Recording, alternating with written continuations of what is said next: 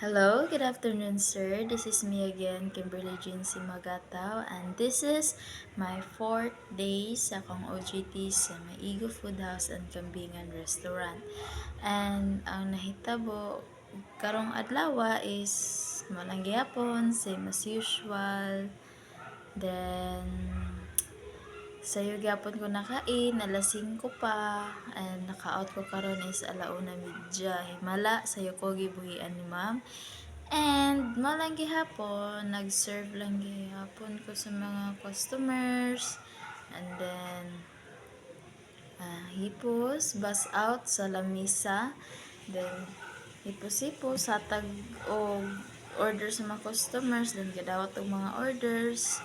And then, naigihapoy kasaba nga nahitabo nga natingala ko, sir, nga no to siya kay nay customer, sir, nga dili siya mukaon og red rice niya. Ang rice, sir, kay sagol man ang puti og red, and then ang customer is dili siya mukaon og red rice. So ang nahitabo, gipapalit ko ni ma'am og white rice sa FOC sa kilid nga tindahan. Unya, bahaw man ang gihatag, ipabalik ni ma'am, so gibalik nako. Pagbalik nako, kasabaan ko ni ma'am kay ni ana siya nga mao ko nung wala daw dawata sa customer ang rice, kay ang plato daw nga akong gigamit kay ginamitan.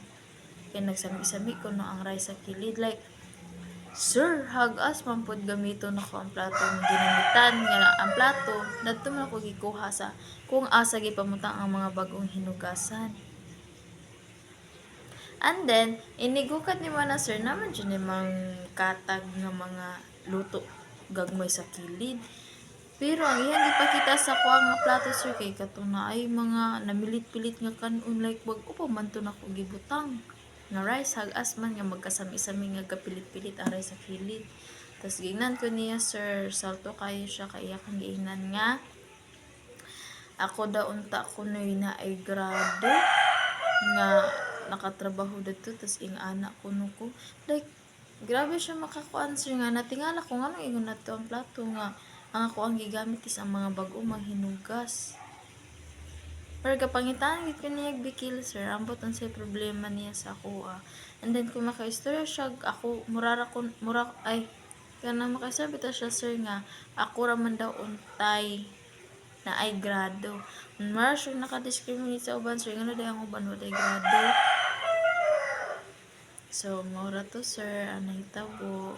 Mura to bikil karong adlaw nga wala ko kabalo nga nuningon adto to nga igura man ta ako naghukad, then dili daw aton sa customer kay red rice, di siya mukaon og red rice, then hapsay man unta tong plato. Ngano pagbalik na ako, sir, naka muritsing naman tong kilid.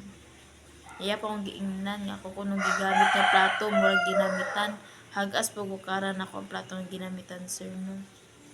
Ito jud sa mga bagong hugas. So, marito siya na itabo karong adlaw.